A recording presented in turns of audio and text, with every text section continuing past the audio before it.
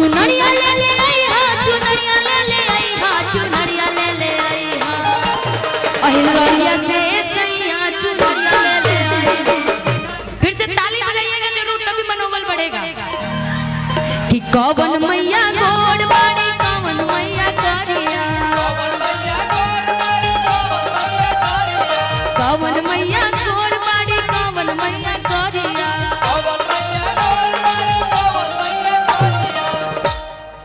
एक बार और कूदो। कौवन मैया गोड़ बाड़ी, कौवन मैया करिया, कौवन हो मैया ना, कौवन हो मैया ना, कौवन हो मैया। बस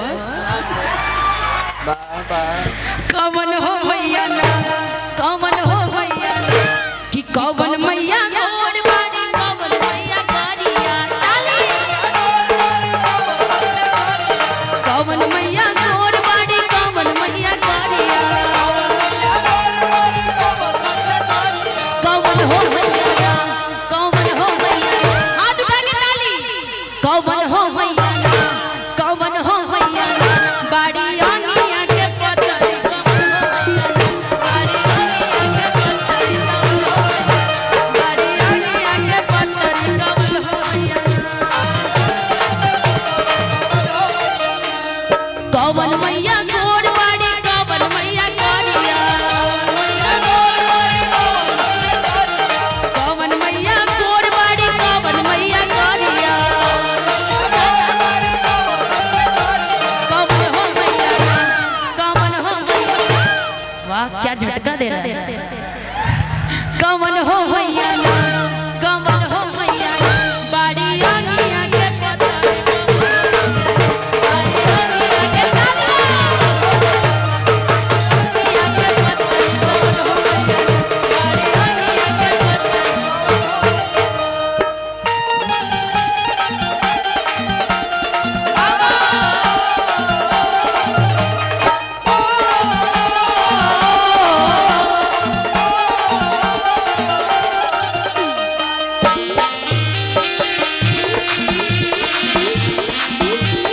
ताली बजाते हुए बोल सच्चे दरबार की।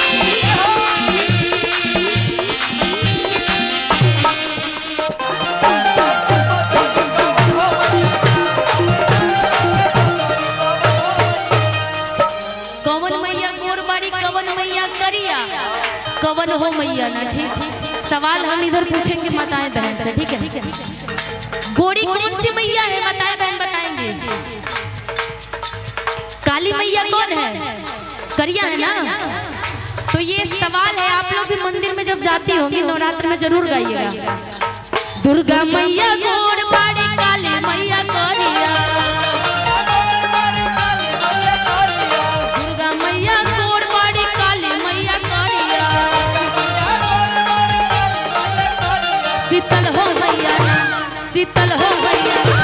ऐसे भी मंच पे हम 3 लोग हैं, 3 महिलाएं हैं ना, एक भैरव भाई है। एक बार ताली बजा दीजिए। आओ बाबू आप लोग भी आओ इधर।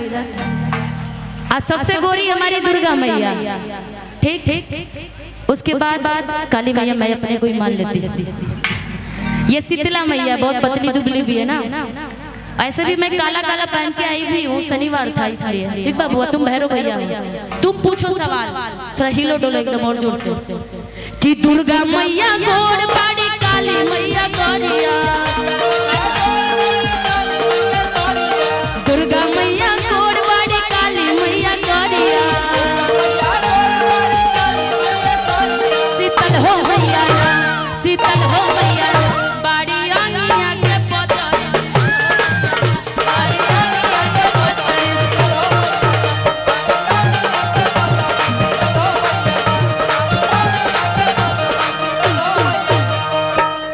जागी जागी शीतला भवानी, जागी जागी शीतला भवानी, भइल भीनु सारा हो। जागी जागी ताली जागी जागी शीतला भवानी, भइल भीनु सारा हो। जागी जागी शीतला भवानी, भइल भीनु सारा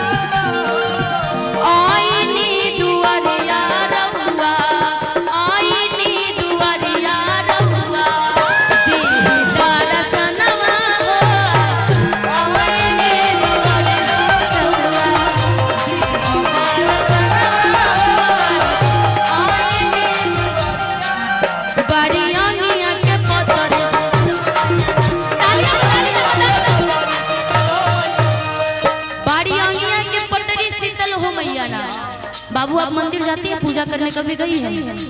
जैसे यहाँ भी मंदिर है ना, गई थी मंदिर में पूजा करने, गई थी ना। तो एक कहावत है, लोग प्रश्न पूछते हैं, कौवन मई पहाड़ बसत कौवन मई मंदिर, कौवन मई पहाड़ बसत कौवन मई मंदिर, कौवन हो मैया कौवन हो बसे गंगा जी के तीरवा,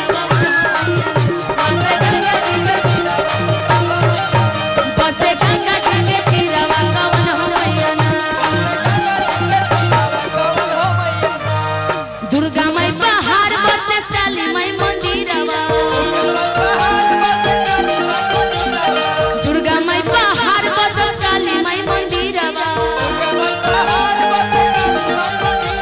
शीतल हो मैया शीतल हो मैया बसे गंगा जी के तीरवा,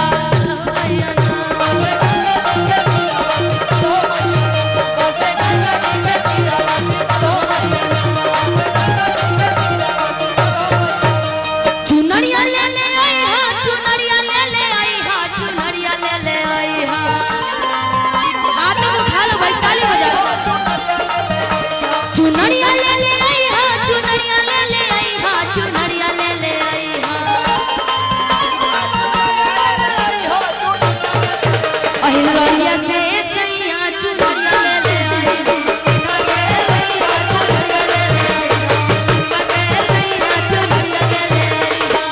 होते सवेरे सैया जइहा बजरिया, ताली बजा लीजिए। होते सवेरे सैया जइहा बजरिया, हमर बात सैया तू ना